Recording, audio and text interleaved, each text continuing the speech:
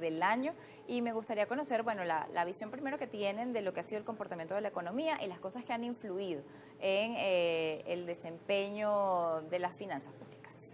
Bueno, en primer lugar, seguimos sin saber datos oficiales y eso es algo que me parece muy grave. Ya yo tengo 8 años viniendo a este programa, más o menos, y diciendo... Un poquito más. O más, pero 8 años desde que dejaron de publicar el presupuesto nacional. Sí. Y 5 años desde que dejaron de publicar las cuentas nacionales y la balanza de pago. Y para mí como economista es un problema tener que hablar de desempleo, por ejemplo. Tampoco se publican las cifras del INE desde el año 2018. Bueno, se publicaron algunas incompletas, porque lo que también hay que destacar es que las cifras que el Banco Central publicó en el 2019 son un resumen de lo que publicaba antes. Y ahí perdimos mucha información, además histórica. Entonces, cada vez que me hacen esta pregunta de, bueno, ¿cómo veo yo el funcionamiento de la economía? Tengo que recurrir a los datos que son recopilados por otras fuentes, que no son las fuentes oficiales, que no tienen los registros oficiales y que por esa razón no se pueden someter a Contraloría en el sentido deseable del término. Pero sí, bueno, de lo poco que hemos visto, pues hay una relativa estabilidad de precios y de cambio, si uno lo piensa en relación con que acabamos de pasar por una hiperinflación. Y esa relativa estabilidad es algo que me ayuda a mí a insistir en que la hiperinflación fue consecuencia de una política de financiamiento monetario que tuvo el Banco Central de Venezuela para el gobierno a través de PDVSA. Eso es algo que se redujo sensiblemente y por eso no tenemos hiperinflación en este momento.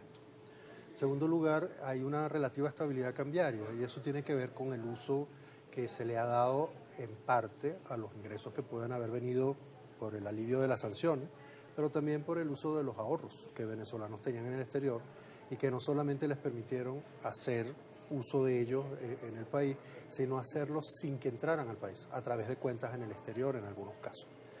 Porque viniendo del boom petrolero, parte del ahorro se hizo en cuentas en el exterior. Y como su capacidad de ahorro se redujo, pues la demanda de dólares, que es lo que suele presionar el precio del dólar hacia arriba, pues no aumentó tan rápido como estábamos acostumbrados.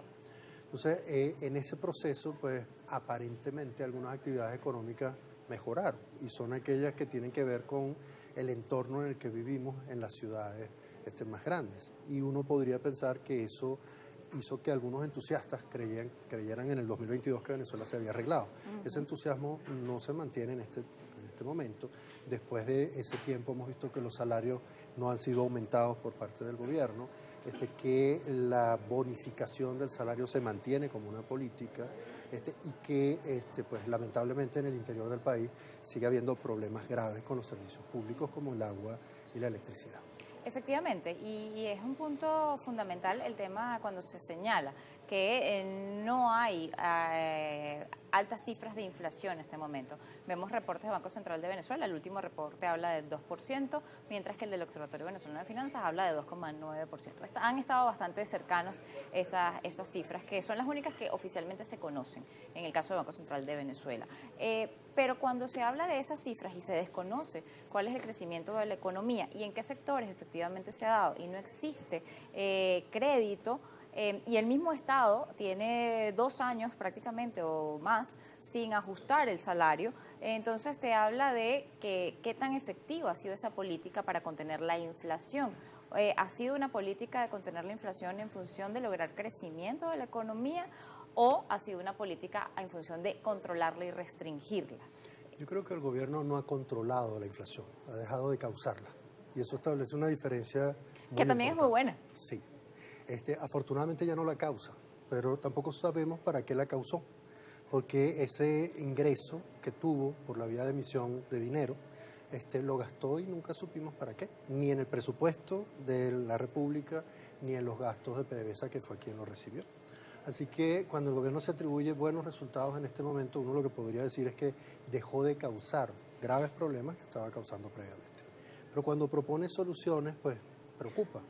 No solamente no aumenta el salario, sino que bonifica el pago de los trabajadores, sino que además reconoce el problema de las pensiones y en lugar de revisar la estructura completa del Instituto Venezolano de los Seguros Sociales, pues crea un ministerio, introduce un nuevo impuesto que no hay manera de verificar qué destino va a tener, genera además una misión que no debería existir, porque una misión parece que multiplica pues los frentes por los que el gobierno va a atender un problema que debería atender a través del Instituto Venezolano de los Seguros Sociales.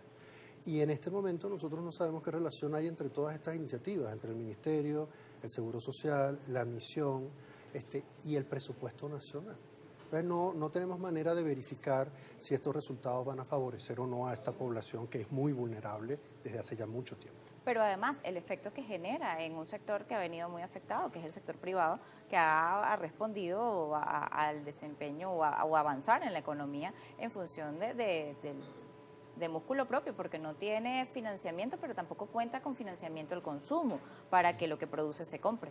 Entonces es parte de un cuero seco que seguimos pisando en la economía y que las políticas